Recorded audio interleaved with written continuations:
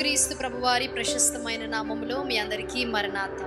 జీవాహారము అనే అనుదిన ఆధ్యాత్మిక కార్యక్రమానికి ప్రేమతో మిమ్మల్ని ఆహ్వానించుచున్నాము. ఈరోజు వాక్యాన్ని బైబిల్ గ్రంథము నుంచి మనం ధ్యానించుకుందాము. ఇర్మియా గ్రంథము 18వ అధ్యాయము 4వ వచనం. కుమ్మరి జిగటి మంటితో చేయుచున్న కుండ వాని చేతిలో విడిపోగా ఆ జిగట మన్ను మరలా తీసుకొని కుమ్మరి తనకు యుక్తమైనట్టుగా దానితో మరి ఒక కుండ చేసెను. మనము చదువుకున్నట్టుగా కుమ్మరి చేతిలో మరి అది చేయుచున్నప్పుడు ఒకవేళ ఆ కుండ విరిగిపోతే ఆ జిగట మన్నును మరలా తీసుకొని తనకు యుక్తమైనట్టుగా మరి ఒక కుండను ఆయన చేస్తాడు. అలాగే మన పరమ కుమ్మరి అయిన యేసుక్రీస్తు ప్రభువారు కూడా విరిగి నలిగిన హృదయము గల వారిని ఆయన బాగు చేసే దేవుడై ఉన్నాడు. విరిగిన స్థితిలో ఉన్నప్పుడు ఆయన తిరిగి లేవనెత్తే దేవుడై ఉన్నాడు. నయోమిని మనము చూచినప్పుడు రూతు గ్రంథములో ఒక విరిగిన పాత్రగా మనకి ఇక్కడ కనబడుచున్నది. నయోమి బెత్లెహేములో ఉన్నప్పుడు అక్కడ కరువు వచ్చినప్పుడు మరి ఆ కరువుని ఎదిరించకుండా తను మోయాబు దేశానికి వెళ్ళడం మనము చూస్తాం. దేవుని ప్రజలున్న బెత్లెహేమును విడిచి తన పెనిమిటితో పాటు అలాగే ఇద్దరు కుమారులతో పాటు మోయాబు దేశానికి వెళ్ళింది. అలాగనే అక్కడ మోయాబీయులతో మరి ఇద్దరు కుమారులు కూడా వివాహమును జరిగించింది. అక్కడికి వెళ్ళాక తన భర్తను అలాగే ఇద్దరు కుమారులను తను కోల్పోవడం మనము చూస్తాం.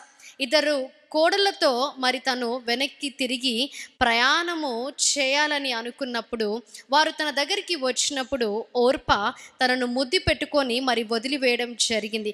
కానీ రూతు తనను హత్తుకొని తనతో పాటు బెత్లెహేముకు ప్రయాణమై రావడం మనము చూస్తాం. తను అక్కడికి వచ్చినప్పుడు అనేకులు నయోమి వచ్చింది అని తన దగ్గరికి వచ్చినప్పుడు నన్ను ఇంకా నయోమి అనకూడదు, ఎందుకంటే నా జీవితంలో నేను అంతయు చేదుని మాత్రమే చూచి ఉన్నాను. నా జీవితము ఇప్పుడు ఒక మారా వంటిది, అది చేదు వంటిది అని తను అక్కడ అనడం మనము చూస్తాం. కానీ దేవుడు ఆ విరిగిన పాత్ర ఆ నయోమిని మరి తను మరలా తిరిగి మలచి ఉన్నాడు. తన జీవితాన్ని దీవించి ఆశీర్వదించి ఉన్నాడు.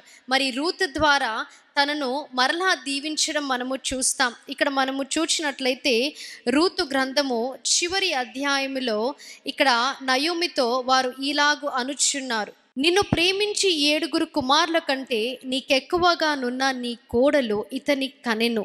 ఇతడు నీ ప్రాణమును ఓదార్చి ముసలితనమున నీకు పోషకుడగునని నయోమితో చెప్పిరి. మొదటి అధ్యాయంలో మనము చూచినప్పుడు మారా వంటి జీవితము నయోమి కలిగి ఉంది. సమస్తాన్ని కోల్పోయింది. ఎటువంటి హోప్ లేని సిచ్యువేషన్లో తను ఉండడం మనము చూస్తాం. కానీ దేవుడు తన జీవితాన్ని మధురంగా మార్చి ఉన్నాడు. ఎప్పుడైతే మరలా తను బెత్లెహేమునకి వచ్చిందో తన జీవితాన్ని దేవుడు తీర్చిదిద్ది ఉన్నాడు. మనం కూడా మన పరిస్థితులు ఎలా ఉన్నా సరే దేవుని దగ్గర నుంచి దూరముగా మనం వెళ్ళినప్పుడు తిరిగి ఆయన సన్నిధానంలోనికి మనం వచ్చి ప్రార్థన చేసినప్పుడు మారా వంటి జీవితాన్ని దేవుడు మధురముగా మార్చివేయనై ఉన్నాడు. ఇటు వాక్యాన్ని దేవుడు మీ వినికిడిలో హృదయంలో భద్రపరిచి దీవించి ఆశీర్వదించునుగాక. ఆమేన్. ప్రార్థన చేసుకుందాము. మహాగణుడా, మహోన్నతుడా, పరిశుద్ధుడా, నమ్మదగిన మా దేవా, మీకు స్తుతులు, స్తోత్రాలు, వందనాలు తండ్రి. అవును తండ్రి, కుమ్మరి ఎలాగైతే తండ్రి చికట మంటితో దేవా విరిగిన పాత్రను సరి అయిన పాత్రలుగా మలిచేవాడుగా ఉన్నాడో పరమ కుమ్మరి అయిన మీరు కూడా తండ్రి విరిగిన పాత్రను తండ్రి మలచే దేవుడిగా ఉన్నారు.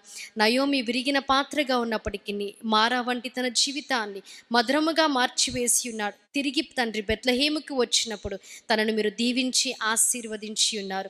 దేవా, ఎందరైతే ఈ ఉదయకాల సమయమున ఈ వాక్యాన్ని విన్నారో మీరే వారిని దీవించి ఆశీర్వదించి ఈ వాక్యాన్ని తండ్రి దేవ వారి హృదయంలో మీరు భద్రపరచండి. యేసుక్రీస్తు నామములో అడిగి వేడుకుంటున్నాం ప్రియ పరలోకపు తండ్రి. ఆమేన్. అందరికీ మరణాత. దేవుడి మేలందరినీ దీవించి ఆశీర్వదించి